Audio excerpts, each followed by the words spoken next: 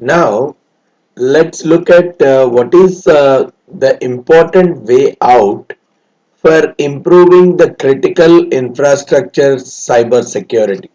Because over the last 1 decade, we have been experiencing lots of problems with respect to cyber security. One, the technology is improving, which is a good thing. But at the same time, the technology is being used for wrong purposes also very heavily. Lots of sites getting hacked, lots of data getting stealed. So, from all these dimensions, there is a very important need to improve the cybersecurity for the critical infrastructure of the government, of the banks. They constitute the critical infrastructure, and lots of data is really residing in the systems of these kind of entities. So what is the kind of framework that is being adopted to typically improve the cyber security for this kind of critical infrastructure? Just to understand the whole framework that has been introduced and typically even approved by the Parliament of United States, the Obama's government, probably after 2010, 2011 to 12, 13 time frame, when this framework was passed and it was accepted across. The main intention of the framework is to strengthen the resilience of the critical infrastructure in the country. And this critical infrastructure is going to play an important role in the national and economic security of the country. So, what is the way out to strengthen the critical infrastructure? Make sure that it does not break down so soon. So, this consists of a lot of things to do: a prioritized, flexible, repeatable, performance based and cost effective approach. That is what is the core thing as a part of the design. Whatever the design that is expected, it has to be a flexible, repeatable, performance based, cost effective approach to manage the cyber security risks. For whatever the processes that are impacting the critical infrastructure of the country, whatever the information, systems, data which are primarily involved in the delivery of the infrastructure based services in the country. And the way the critical infrastructure got defined is a set of systems as well as physical as well as electronic assets, whichever are really vital to the country. In case they are damaged or in case they fail, it will definitely have a big impact, drastic impact, a devastating impact on the security of the country, the economic security, the financial security, the health related hazards are going to come up. So it's not just to do with the finance or money here. Anything that is going to impact the public or the systems in any of these manners is typically being termed as critical infrastructure. And any framework that is coming out, it should be consistent, it should be iterative, reusable kind of an approach, which should be targeted towards identifying, assessing, and managing the cybersecurity risk. The process should be in place, which should be consistent in terms of identification, the assessment, as well as the management of this particular risk. And there should be a clear understanding of all the business drivers. Every business needs to be very clearly aware of the business drivers purely from the perspective of IT and the industrial control systems. Whatever are the security related things which they really feel would be the threat for their business, especially associated with IT and ICS. Every company should have some such kind of detailed understanding on these areas. And at the same time, this methodology or this framework, it should not intrude into the privacy of the individuals. The individual's privacy needs to be protected. The civil liberties of each and every individual, the rights of each and every individual needs to be protected, which means the data which the individuals are sharing with various entities, they should not be used for the wrong purposes. So there are various things that are integrated now. Privacy of the individuals along with the systems based security, they need to be taken care of. That is where the benefit comes to the organizations, because unless they integrate the privacy of the individual with the technology, with the cyber security related stuff, it cannot increase the customer confidence. And only when the customer confidence increases that the data what these guys are collecting for various purposes, it's not getting misused for very wrong activities, it is not getting leaked to into the wrong hands. Unless they get that kind of a confidence, they can't come forward to share more and more information. And unless they share more and more information, the simplification of the entire thing cannot come up.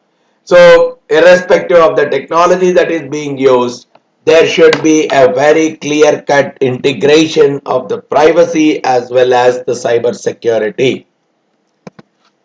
So once we know that this is the kind of expectation from a framework, when I talk about the framework, okay, one, it should talk the common language. So there should be a common understanding among the people, how to understand the risk, what is the definition of the risk, how to handle the risk, how to express this risk. And here the specification is cyber security. The systems related security is what is becoming critically important. And whatever the tool that is being designed, it should align the policy, business as well as technology to manage the risk. So there should be a clearly defined policy for each kind of business, and technologically how are those kind of risks being handled. And it relies on variety of existing standards, guidelines, because there's a lot relating to the critical infrastructure which has already been in existence for quite some time. So whatever the technology related security that we are bringing in, it should still continue to be using the same set of guidelines and standards. And whatever the target of this framework, whatever the outcome that comes out of this framework, it is more international. So even if the threat comes from abroad, or even if any kind of threat is expected to go to somewhere, some other country, it needs to be identified here. So for different kinds of businesses which are more global in nature, the threat can be introduced from any format. So the framework, whatever is being designed, it should be able to address even these kind of issues quite comfortably. So initially it goes like at every firm level, it has to be a first understanding of where in the cyber security space the current firm is, and where do they want to really reach. What is their current situation as far as the cyber security is concerned, and what is the target they have defined where they want to typically move towards. Based on that, identify the opportunities and prioritize. This is just like any other framework with respect to the current versus the target to be achieved. What is that I need to do? So you identify what are the various improvements and then prioritize them. So on a regular basis, make an assessment whether you are progressing towards the target, you are staying still, or you are behind the target by a large margin. And then improve the communication among the various stakeholders regarding the cyber security. But in this process, try to understand that cyber security, whatever we are talking of, the framework, whatever we are talking of, it is not a replacement to the current organization's risk management process. It's purely over and above the risk management process. In case you have any other cyber security program, even that is not a replacement to that. This framework is a very integrated kind of a framework, and it is more of an addendum to the existing stuff. It's not a replacement of any of these risk management program. Now this is where we can understand the framework much better. So never think of this framework as a checklist of actions. This is a framework which probably we could see that there are four major dimensions of this framework. Initially we look at functions, then there are categories corresponding to each of the key functions. If we see, there are five key functions as a part of this framework: the identify, protect, detect, respond and recover. For each of these functions we have a set of categories. For each of these categories, again there could be a set of subcategories, and again corresponding to each of these subcategories we have informative references. This is how we, corresponding to identify, come out with what categories, what subcategories, and what are the various informative references that we really need to take care of. That is what is the overall framework. Let's see it in a bit more detail. When I talk about the functions, the basic security activities at the highest level, we are having identify, protect, detect, respond, recover. Identify, protect, detect, respond, recover. So these are the basic cyber security activities at the highest level. What is the need for this? They actually play an important role in management of cybersecurity risk. In the identification phase, how good is the company? What are the various things that it is doing? In the protect related phase, as a part of the protection, what is it doing? As a part of detection of various risks, what it is doing? As a part of the recovery, what it is doing? And as a part of responding, what it is typically doing? So it is primarily looking at the risk involved in each of these functions, enabling the risk management decisions, understanding the threats in each and trying to address them, and in each of the cases learning from the past is something that is getting integrated. And in each of the phases, whatever are the existing methodologies that are available for managing the incident, and we are looking at what is the kind of impact of the investments in the cyber security is. So that is how the different functions. If I look at as an example, we'll try to see in the identify. If I'm looking at the identify phase, there are a few categories like asset management. Through asset management, I am able to do the identification. Our identify is more and more associated with the identifying the business environment, the risk assessment, risk management strategy. All these are associated with identify. Similarly, when we are looking at protect, we are talking about different categories. How do I look at the access control? How am I providing the awareness and the trainings? What is the data security mechanisms that I am providing? That is all related to protection.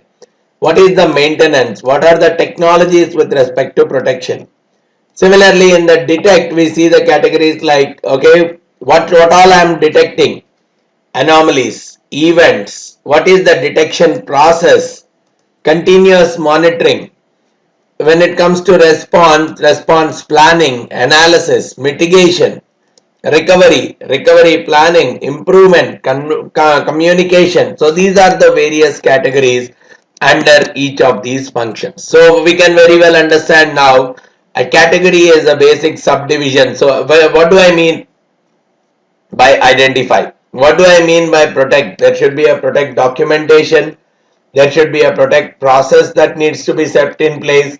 if there are tools with respect to protection, these come out to be the function, the whole function is getting divided into groups of outcomes closely tied to programming needs.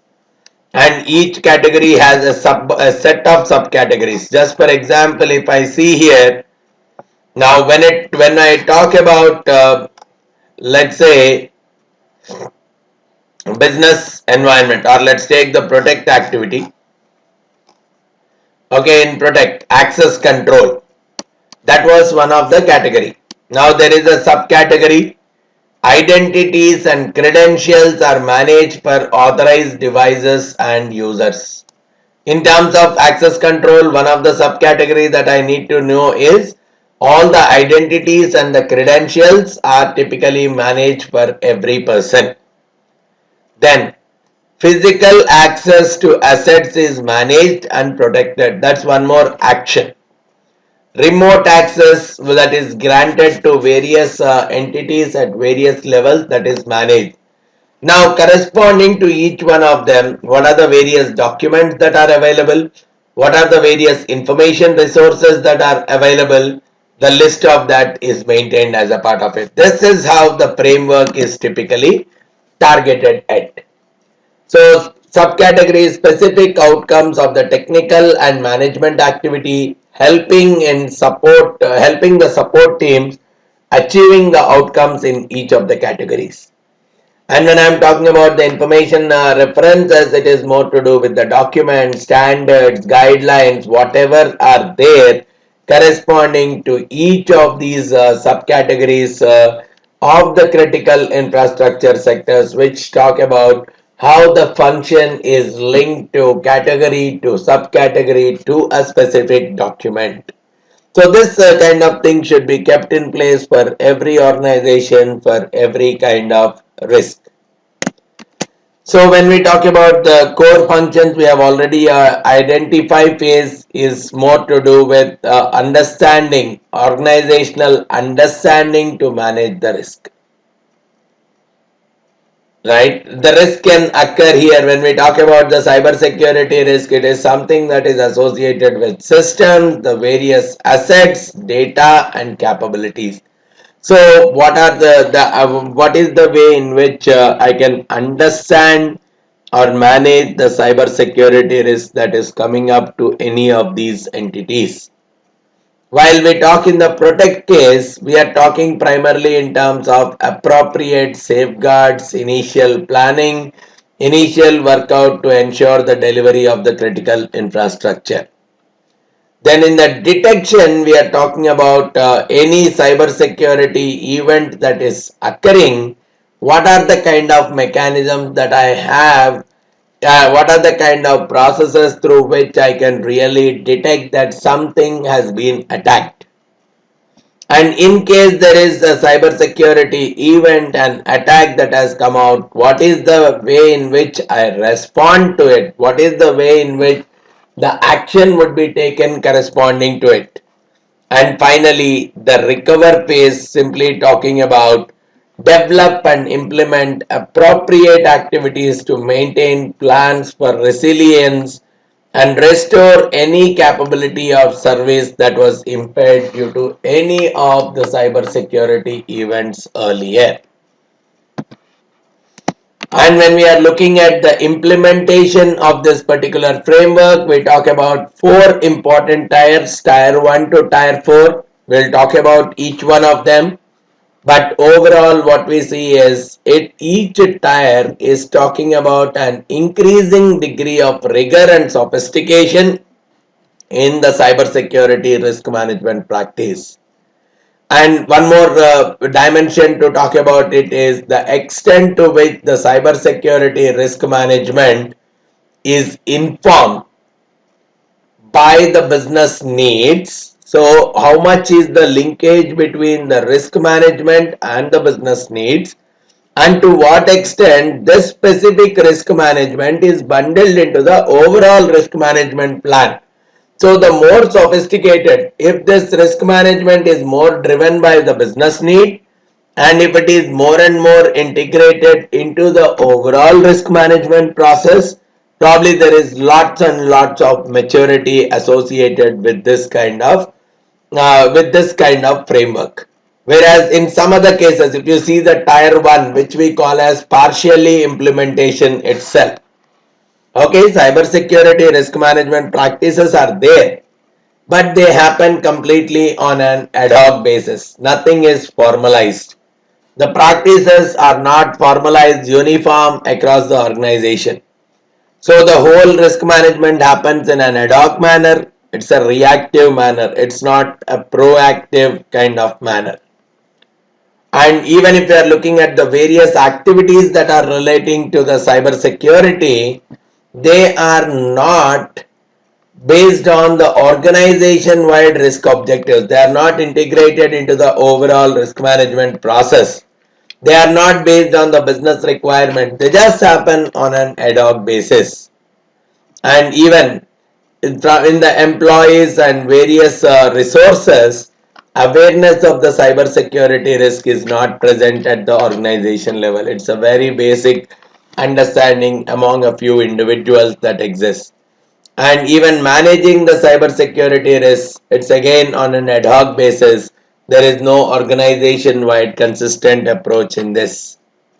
And any risk management is purely irregular, case by case basis, depending on the individual's experience, but something that is not streamlined at the systems level. And there are no processes that enable the information shared within the organization. No knowledge transfers regarding this typically are happening within the organization, and even across the organizations also they don't have any processes in place in terms of coordination or collaboration with the external entity. So they are doing some kind of cybersecurity risk management, but it is not being done as a part of a process which is the repeatable and iterative kind of stuff which is targeting on a consistent basis. But when we move slightly towards tier 2 and tier 3, which we call them as risk informed as well as repeatable, slowly we see that the level of integration into the overall system increases. Risk management practices are approved by the management. Here also they are formally approved. But here there may not be a policy that everyone has to do it the same way, whereas here we see that this is expressed more like a policy itself. When we look at the activities, they are purely based on the organizational risk objectives and the business requirements. So here itself we see in the level 2, tier 2 itself, the implementation is more and more tied up to the organizational requirements itself. And the same thing goes even with the tier 3. The practices are completely based on the risk management process, and it is purely in line with the business requirements as well as the changing threat and technology landscape. And now, awareness wise, yes, a lot of people are aware at the organization level relating to the cyber security, but again the process is not fully established how to manage this cyber security, how to mitigate this cyber security risk. The process for this is not implemented at the organization wide layer, whereas in tier 3, yes, it is implemented purely at the organization layer. Resources wise, there are adequate resources the company has recruited to perform the cyber security duties. Even here also there are a lot of people who understand cyber security. They have the knowledge and skills to perform all their roles and responsibilities. Knowledge sharing happens quite effectively here, internally as well as external. The same goes in here. But a couple of things here, there are consistent methods in place to respond because there is an organization level approval as well as the usage. The methods are well documented, consistent, and that is what makes things more and more repeatable. And similarly, all the policies, processes, procedures, organization level, they are completely defined, implemented, reviewed whenever necessary. So basically the difference between the tier 2 and tier 3 is, though in tier 2 there is a management approval, but organization wide policies and organization wide consistency in the implementation is typically not done, whereas everything becomes organization driven when it comes to tier 3 as a part of the repeatable process. Similarly, moving on to tier 4, which is more and more in adaptive in nature. So it adapts based on the lessons learned. So it's not one single process or one single practice. This process or practice keeps changing with the experiences from the past, does some kind of predictive analysis, try to identify the indicators based on all the previous as well as the current threats that have come to the world of cyber. So it's more and more proactive in its approach. It's a continuous improvement, it's not a one time activity. The newest cybersecurity technologies that are evolving, the practices that are coming up, the company, the organization typically is spending more and more on the infrastructure, the technology, the practices, trying to understand what changes are coming up in that particular landscape, and it tries to identify any kind of threats very quickly in an effective manner. Because one, we see there is an organization wide approach to manage the cybersecurity risk. The processes, the policies, they're all well defined at an organization level. It is very much built into the organization culture, and there is a lot of internal knowledge sharing, knowledge transfer that has gone on the various previous activities. So there is a continuous learning process that happens within the organization, and so there is a lot of sharing of the information with internal as well as external shareholders, and the main intention being the accurate and the current information is being distributed and improves the security on all grounds. So this is how the four frameworks implementation tiers are being designed. It starts all from a very basic partial kind of a structure to a well sophisticated adaptive kind of a framework structure.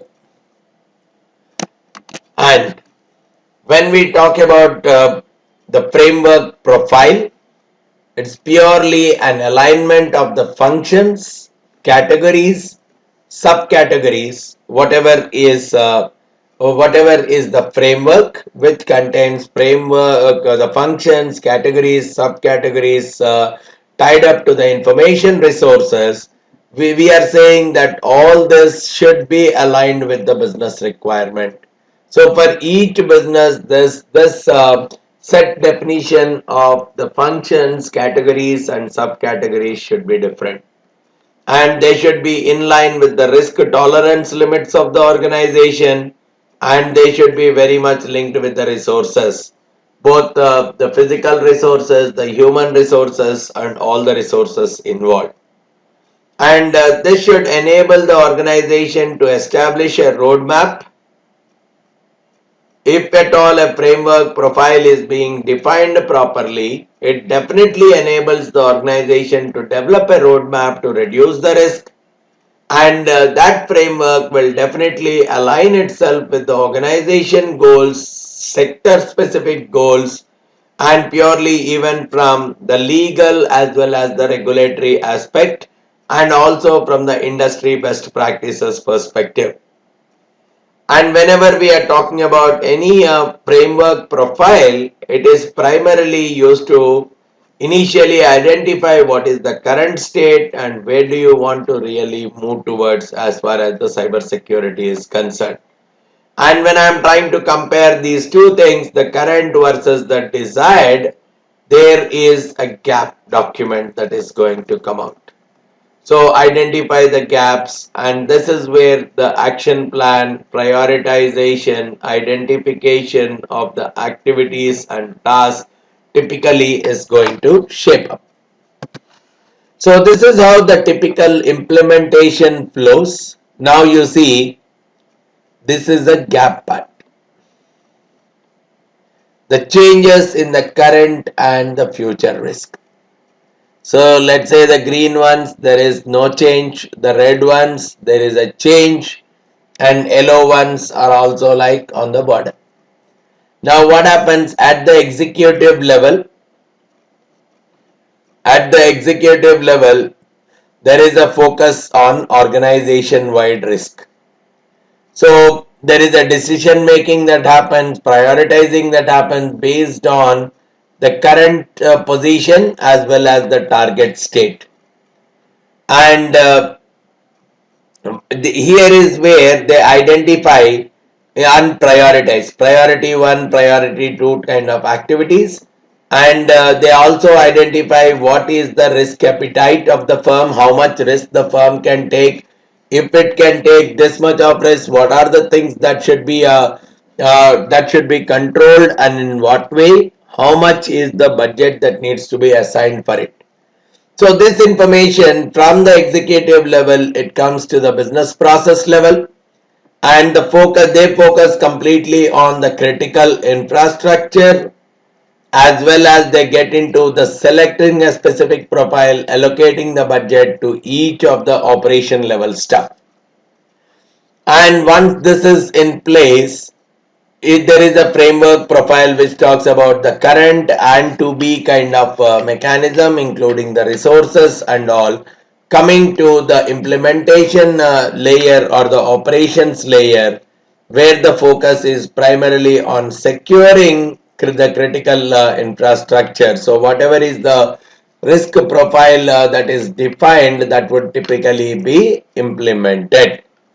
And finally the implementation is done, and there is a kind of a constant monitoring that happens to look at the success of implementation.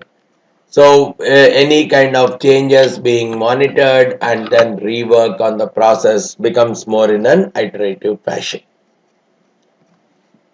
And typically whenever we are talking about the framework, it really helps us in improving the cybersecurity program, because it focuses on prioritizing and scoping the activity, orienting, create a current profile, create a target profile, and in the current scenario perform a risk assessment of the current processes by comparing the current with the target profile, try identifying the gaps, determining, analyze and prioritize, and come out with an action plan. So the entire cyber security program becomes very effective in the implementation if we are using this kind of a framework. And when we talk about communicating with the stakeholders, both internal as well as external, whatever the target profile that the company has designed, you tell your clients, you tell your vendors that we are going to go at this level as far as the cyber security is concerned. So any external service providers, they should clearly be informed about the targeted profile with respect to cyber security risk management with respect to each of the stakeholders. And it can talk about the current profile as well, and see to what extent it has been improving on it, or it has been progressing towards the target profile on a regular basis. It can come out with the reporting of the results, overall talking about the kind of improvement with respect to the critical infrastructure cyber security. And there is an operator who is associated with the critical infrastructure, and try to identify an external partner on what the infrastructure typically depends, and use a typical target profile to convey the required categories and subcategories to all the external stakeholders. And as we said, the critical infrastructure sector, whatever is there, even there could be a target profile that can be established, which can be used among internal constituents as an initial baseline profile, so that that becomes the initial part to move towards the targeted profile. And talking about the governance as well as the other aspects of the cybersecurity risk, the assessment we have already talked about. Now, how is it controlled within the organization? The assessment, continuous assessment, timely assessment is very important. Potential risk responses which are coming out of each of these cybersecurity events, they really need to be considered, and to what extent the privacy of the customers, the privacy of the various entities in the system is getting disturbed. And individuals with the cybersecurity related private responsibilities, they report to appropriate management, and those individuals need to be adequately trained. That is what one of the major governance aspect is. Let the process be in place. Let it not be an individual driven stuff. Let it not be a small group driven stuff. Organization wide process should be in place with respect to the compliance. Make sure that everything that is being complied with is in accordance with the law, regulations, constitution, all these things. Again, there should be a very clear cut process to see how well this particular framework is being implemented. What are the various measures and controls that are there to typically measure the progress or improvement of the implementation activity? What kind of steps that are being taken to identify and address the privacy of the various access control measures, and to what extent each of these is typically involving the collection of the personal information of the individuals, and look at the various privacy policies of the organization, and to what extent all these privacy related policies are included in the cybersecurity workforce training and the awareness activities. And all the service providers need to be very clearly informed relating the cybersecurity related services and the various privacy policies of the organization. There should be a review on the privacy. Any kind of anomalous activity detection, there should be immediate analysis and prioritization and the action plan on it. There should be a clear process in place to really assess how much of personal information which is lying in the databases of the company is shared outside the organization.